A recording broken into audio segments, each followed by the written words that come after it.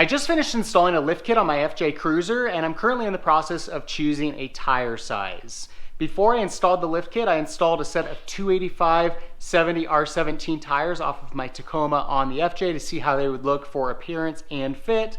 They looked awesome, but they were definitely very snug.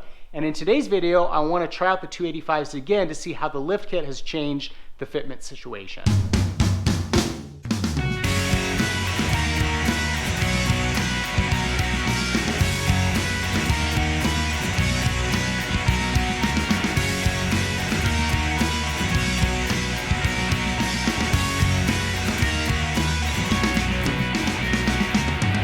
Well, there's no denying that these wheels and tires look absolutely awesome on the FJ Cruiser. I'm gonna go ahead and pull it out of the garage so we can get a better look at it, and then we'll turn it to the left and the right to see how our clearance looks. Here's a look at the 285s in better lighting. You can see that they really fill in the gap of that wheel well, much better than what we see with the stock tires. I'm not sure that it's quite as far as I'd like to go though.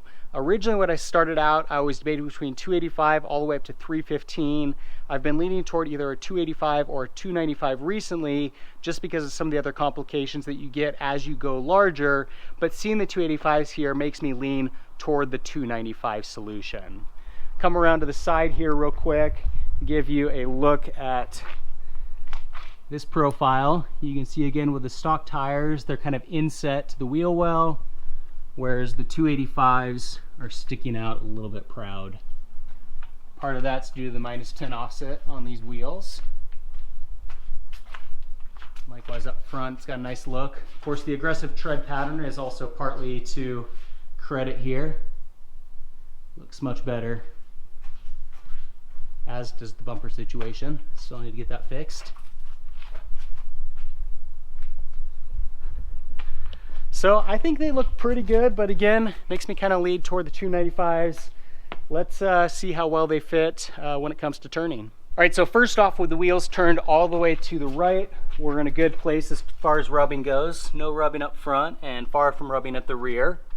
You'll see that our upper control arm situation is also good. That of course is partly to thank because of the -10 offset on the wheels. So with that, let's crank them the other way. All right, unfortunately the situation isn't quite as pretty with the wheels cranked to the left here. You'll see we've got pretty good rubbing on this mud flap, and we've got our body mount right behind here. So, you know, it barely fits here, but it's not an ideal situation. And then of course, once the suspension is flexed, that situation is gonna be further exacerbated. So at a minimum, body mount shop would definitely be needed, even with the 285s. I'm not sure with the 295s if it would need to be even maybe a relocation kit. You see that we're still good with our upper control arm, and of course no rubbing at the front.